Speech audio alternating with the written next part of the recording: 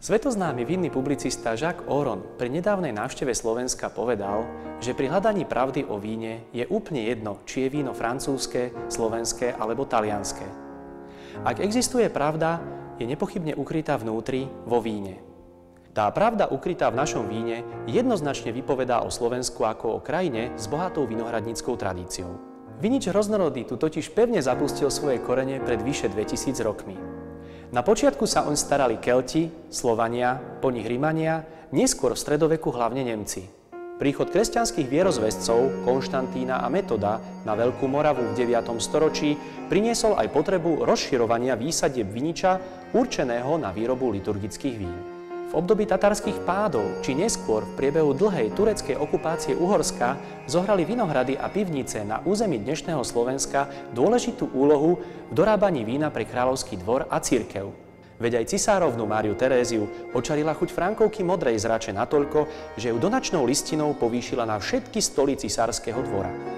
Výnimočnosť Slovenska ako tradičnej vinohradníckej a vinárskej krajiny však nie je spojená iba s jeho históriou, ale aj s jeho súčasnosťou. A s ňou súvisí i informácia o našom terroir, teda mieste zrodu slovenského vína. Tým miestom sú nepochybne vinohrady v slovenskom vinohradníckom regióne s celkovou registrovanou plochou 18 705 hektárov. Slovenský vinohradnícky región tvorí 6 vinohradníckych oblastí, 40 vinohradníckych rajónov a 603 vinohradníckych obcí. Pre celý vinohradnícky región krajiny je charakteristické suché kontinentálne podnebie s prevládajúcim severozápadným prúdením vzduchu. Teplotný rozdiel medzi dňom a nocou v období dozrievania hrozna sa pohybuje v rozmedzi od 8 do 15 stupňov Celzia. Ak by som mal z pozície odborníka predstaviť vlastnosti slovenského vína, začnem neskromne faktami a štatistikou. V Malokarpatskej oblasti vás očaria plné a svieže vína s korenistým ovocným buketom a pikantnou kyselínkou. Veltlínske zelené, silvánske zelené, rulandské biele, z modrých odrôd Skalická a už spomenutá račianska Frankovka rozhodne ponúkajú nezabudnutelný degustačný zážitok. Prekvapia aj veľkých znalcov rakúskeho Veltlínu či Frankovky. Južnoslovenská oblasť je našou najteplejšou. Umožňuje výrobu prívlastkových vín. Dunaj, Váh, Hron a s nimi desiatka ďalších novošľachtencov patrí k symbolom novej éry slovenského vinohradníctva. Nejeden Francúz musel po ich ochutnaní konštatovať, že bohaté a komplexné biele aj červené vína južného Slovenska patria k svetovej špičke.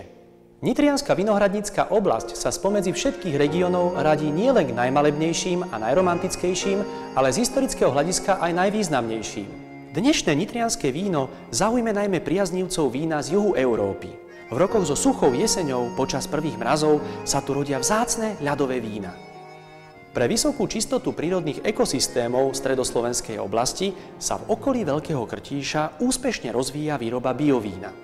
Rulandské šedé, Chardonnay, Sauvignon, Tramín červený i Cabernet Sauvignon poskytujú elegantné a vyvážené vína s dlhším zrecím potenciálom. Taliani i Švajčiari by nám ich mohli závidieť. Geograficky rozťahaná východoslovenská oblasť má vinohrady v krasovej, sopečnej i piesočnatej pôde. Vďačná teplá klíma umožňuje dozrievanie hrozna vo vysokom stupni zrelosti. V aromatických odrodách Tramín a Devín poskytujú medové až kandizové tóny hodné oblasti Sauternes. Sláva tokajského vína sa začala písať práve na území dnešného Slovenska. Sepši Lacko Máté, rodák z Moldavy nad Bodvou, v roku 1620 vyrobil prvý tokajský výber.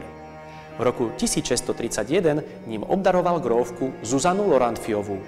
Dnes jeho slávu na Slovensku šíri desiatka tradičných a progresívnych vinárov v 7 vinohradníckych obciach, ktoré nesú historické právo na výrobu tokajského vína. O ich kvalite svedčí nedávne víťazstvo slovenského Tokaja v Brazílii, kde tokajský výber 5-putňový, ročník 2004, získal ako jediné víno z Európy veľkú zlatú medailu. A na záver mám pre vás dôkaz, že slovenským vinárom nie sú cudzie ani moderné trendy. Slovenské ružové vína totiž žnú v posledných rokoch popredné ocenenia na medzinárodných súťažiach. Rosé Made in Slovakia vo svojej kvalite, elegancii, šťavnatosti a ovocnej rafinovanosti predbehlo dokonca slávne ružové moky z Provence i Anjou. Áno, Slovensko sa stalo ružovou vinárskou veľmocou a teda i dôležitou vinárskou destináciou, ktorá má naozaj čo ponúknuť. A taká je pravda ukrytá v tom našom slovenskom víne.